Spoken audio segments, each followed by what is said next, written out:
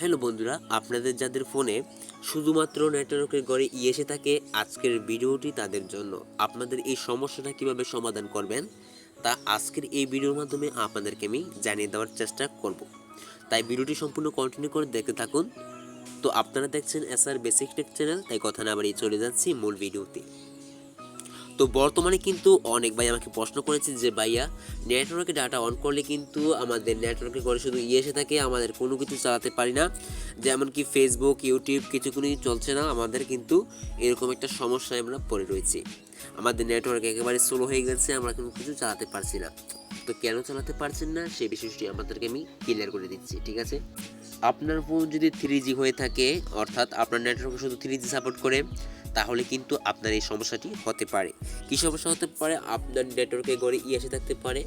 এছাড়া আপনার সিম যদি 3G হয়ে থাকে তাহলে এই সমস্যাটি হতে পারে। ধরুন আপনার ফোন 4G, আপনার সিম হচ্ছে 3G, তাহলে আপনার এই সমস্যা হতে পারে।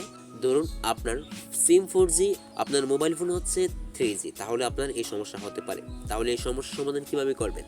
যদি আপনার সিম 3G হয়ে থাকে তাহলে আপনি সিমটা কী করবেন? আপডেট করে নেবেন সিমের দোকান থেকে। তাহলে কিন্তু আপনার সিমটা 3G থেকে 4Gতে কনভার্ট হয়ে যাবে, ঠিক আছে? তাহলে কিন্তু আপনার সমস্যা থাকছে না।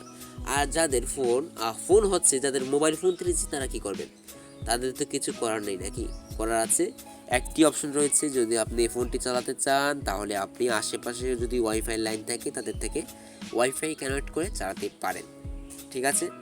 তো এই ছিল ভিডিও। তো ভিডিওটি ভালো লাগলে অবশ্যই একটি লাইক দিয়ে পরবর্তীতে টেকনোলজি সম্পর্কিত আপডেট পেতে আমাদের চ্যানেলটি সাবস্ক্রাইব করে রাখুন। ধন্যবাদ সকলকে।